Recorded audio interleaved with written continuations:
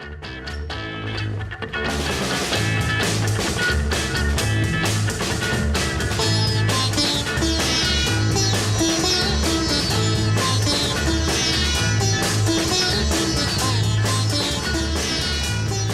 a really beautiful word in Sanskrit, Bhavana.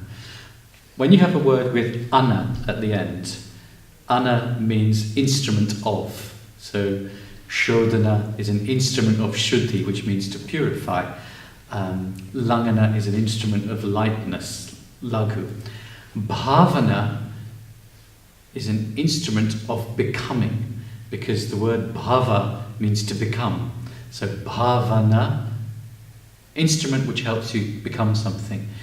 It's often used in relationship to asana or pranayama as an image or an idea which helps you embody a posture in a particular way. Sometimes it's a visualization or something. So you could have, for example, a bhavana of your hands floating up very, very lightly, as if it was being lifted by a balloon or something like that. That's a bhavana. And actually what's amazing about bhavana is that they enable you to experience a posture from the inside in a very different way.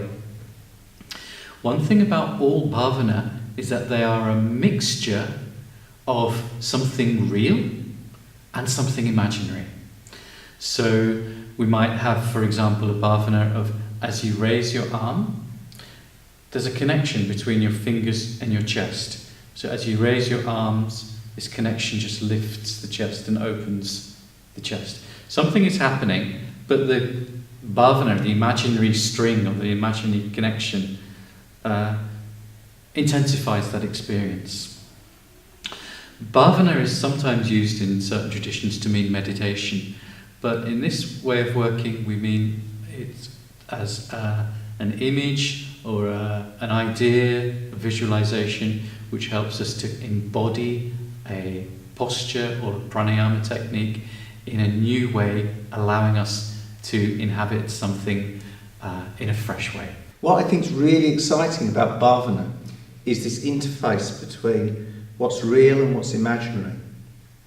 Because with a really good bhavana, an image or something that you're going to focus on or feeling you're going to cultivate, when they work really, really well, they touch on something that's real, that's actually there, but they add an imaginary element also. Now, in that interface between real and imaginary, we have a very, very fertile place. And it's something that, for yoga students, sometimes they find this a little bit unnerving, to try and engage with the bhavana in a way where they are stepping slightly into the unknown. But I would really recommend that if you do practice with bhavana and you're asked to cultivate a particular image or an idea, don't try and grasp it too strongly. That's a mistake that students often make in the beginning. They say, I don't really quite understand what I'm supposed to do. And actually, in some ways, that's half the point. Actually, you're being asked to sort of step into a place where things aren't quite so definite. But from that place, something magical can arise. I think that's the really exciting thing about Bhavana.